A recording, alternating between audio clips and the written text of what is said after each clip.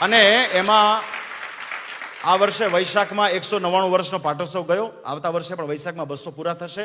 પણ સંપૂર્ણ સંસ્થા અને મોટેરા સંતોએ ગયા વર્ષે લક્ષ્મીનારાયણ દેવના ઉત્સવમાં એવું ડિક્લેર કર્યું કે ભાલ પ્રદેશ છે, વૈશાખમાં ગરમી બહુ પડતી હોય છે, દૂર દેશથી ભક્તજનો આવે તેમને સગવડતા સાચવી ન શકાય, એટલા માટે ધોલેરા શ્રી મદન મોહનજી મહારાજનો ઉત્સવ ડિસેમ્બર 2026માં ઉજવાશે.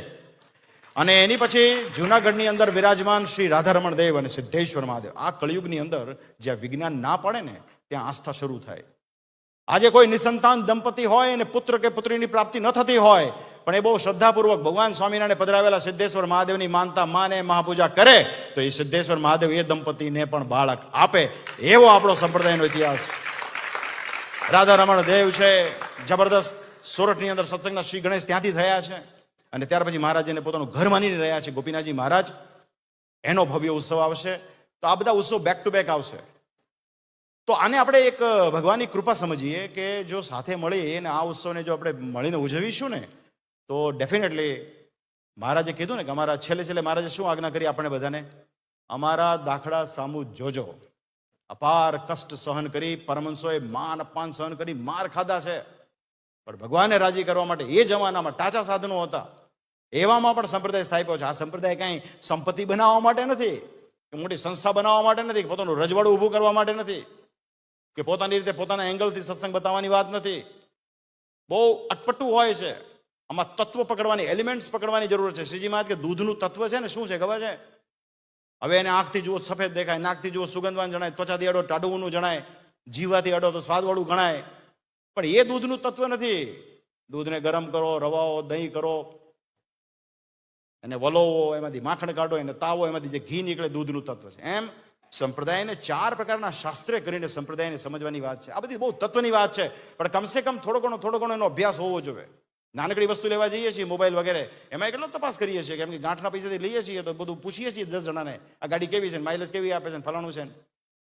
તો આ સંપ્રદાય બાપ દાદાનો છે, આપણો કલ્યાણનો છે. આનું થોડું ઘણું જ્ઞાન હોવું જોઈએ, એવી મારી ખાસ ભલામણ. અંતમાં વડતાલની 2 વાત કરીશ. વડતાલની અંદર છેલ્લા 2 દાયકાની અંદર ભગવાન શ્રી હરિની કૃપાથી શ્રીજી મહારાજ અમને એવું સૌભાગ્ય પાયું છે કે વડતાલની અંદર 21 વર્ષની અંદર 960 ત્યાગી સંતોને દીક્ષા અપાવવાનું સૌભાગ્ય ભગવાને અમને અપાયું. અનેક મંદિરો થયા છે. ગયા વર્ષે મેં 45 જેટલા મંદિરોની પ્રતિષ્ઠા કરી. કેટલા? 45. આ વર્ષે દિવાળીથી લઈ અહીંયા અમેરિકા આવતા પહેલા 15મી તારીખે પણ મેં એક મંદિરની પ્રતિષ્ઠા કરી. અત્યાર સુધીમાં દિવાળીથી લઈને અત્યાર સુધીમાં 27 મંદિરોની પ્રતિષ્ઠા કરી. આ સંપ્રદાયનો એક જબરદસ્ત કાર્ય ચાલે. અને વડતાલ મંદિર સ્વામિનારાયણ ભગવાનના મત પ્રમાણે શ્રીજી મહારાજ પાસે કેવું હતું કે જે ધન આવતું ને એ ધનનો સંગ્રહ કરતા નહીં. કોઈએ સાંભળ્યું શ્રીજી મહારાજે ટ્રસ્ટ કર્યું હોય એવું? 4 મોટા માણસોને કીધું પૈસા સાચવજો, આપણે કામ આવશે. સ્વામિનારાયણ ભગવાનનો નિયમ હતો, ઉત્સવ સમયા કરે એમાં જે કાંઈ વધે એ શ્રીજી મહારાજ સરભર કરી નાખતા. કોઈ ગરીબ, કોઈ જરૂરતમંદ, કોઈ બ્રાહ્મણ, એને સરભર કરી દેતા. તો એ ન્યાય વડતાલની અંદર જે ધન આવે છે, મને બહુ ખુશી થાય છે કે ધનનો જે સદુપયોગ થાય છે. વડતાલ સંસ્થા છેલ્લા 8 વર્ષથી શ્રી સ્વામિનારાયણ જનરલ હોસ્પિટલ ચલાવે છે, એ પણ નિઃશુલ્ક. મોટી સરકારોને પણ નિઃશુલ્ક ચલાવવામાં કઠણ પડે. ભાઈ, સરકારો એમ કેવું પડે છે કે ધનવાનો તમે ગેસની સબસિડી જતી કરો તો ગરીબના ઘરમાં ચૂલો સળગે. એવા સમયમાં આપણી હોસ્પિટલ, આપણી વડતાલ સંસ્થા પ્રતિવર્ષ 5 થી 10 કરોડ રૂપિયાના ખર્ચે કોઈ પણ દર્દી આવ્યો હોય નિઃશુલ્ક, કેશ કાઉન્ટર જ નથી, એની દવા, એની તપાસ, એવરીથિંગ ફ્રી, ટોટલ ફ્રી. એ તો ઠીક છે, એના સગા સંબંધી આવ્યો હોય ને રહેવાની, જમવાની બધી વ્યવસ્થા ફ્રી. આ વડતાલ સ્વામિનારાયણ મંદિર લક્ષ્મીનારાયણ દેવ ગાદીનું કામ છે. સાથોસાથ આપણે અમારા હૃદયમાં કાયમ એવો ભાવ હતો કે શ્રીજી મહારાજે આજ્ઞા કરી છે કે સંસ્કૃત પાઠશાળા કરવી, પંડિત એક વિદ્વાન રાખવો પૃથ્વીને વિશે, અને સંસ્કૃતની સદવિદ્યામાં પણ સદ શબ્દ આવે છે. એ સંસ્કૃત ભાષા વિશે છે કે જે જરૂરતમંદ હોય, જે બ્રાહ્મણ હોય, જે સંસ્કૃતનો પાઠ કરતા હોય એના માટે પાઠશાળા કરવી. તો છેલ્લા 2 વર્ષથી આપણી સંસ્કૃત લક્ષ્મીનારાયણ દેવ સંસ્કૃત પાઠશાળા પણ ચાલે છે નિઃશુલ્ક. એમાં પણ આશરે 100 જેટલા એમાં ત્યાગી સંતો પણ છે અને બ્રાહ્મણ વિદ્યાર્થીઓ પણ છે. એની સાથોસાથ હમણાં જ વડતાલ સંસ્થાનું વિદ્યાનગર ખાતે છાત્રાલય પહેલેથી હતું, અમારું નિવાસસ્થાન એ છાત્રાલયને અડીને જ છે.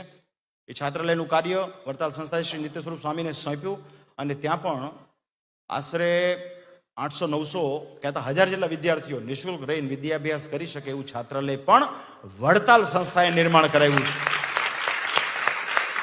હમણાં રિસન્ટલી આપણો સત્સંગ મધ્યપ્રદેશ એને નિમાડ કહેવાય અને મહારાષ્ટ્રમાં એને ખાનદેશ કહેવાય, પૂર્વ ખાનદેશ એટલે નિયરલી જલગાંવની આજુબાજુનો વિસ્તાર. જલગાંવથી યાદ આવ્યું કે જલગાંવ ખાતે પણ એક જબરદસ્ત શિખરબદ્ધ પથ્થરનું મંદિર વડતાલ લક્ષ્મીનારાયણ દેવ ગાદી તાબાનું મંદિર નિર્માણ થયું છે. એ પણ હમણાં જ ડિસેમ્બરમાં થયું. એ પણ એક ઈશ્વરની બહુ મોટી કૃપા છે. એ પાછું પથ્થરનું થયું છે. ડિસેમ્બર મહિનાની પૂર્ણિમા એનું પ્રતિષ્ઠા થઈ અને જાન્યુઆરી મહિનાની પૂર્ણિમાએ મહુવા ખાતે એક શિખરબદ્ધ પથ્થરનું ગોપીનાથજી મહારાજના મંદિરનું નિર્માણ થયું. આ બધો આ સ્વામિનારાયણ ભગવાનનો પ્રતાપ છે. એની સાથોસાથ નિમાડ પ્રદેશની અંદર પણ એમાં કુક્ષી કરીને ટાઉન છે, ત્યાં આપણું મંદિર આજથી 20 વર્ષ પહેલા થયેલું અને એની આજુબાજુના વિસ્તારની અંદર લગભગ 7 થી 8 મંદિરો થયા છે.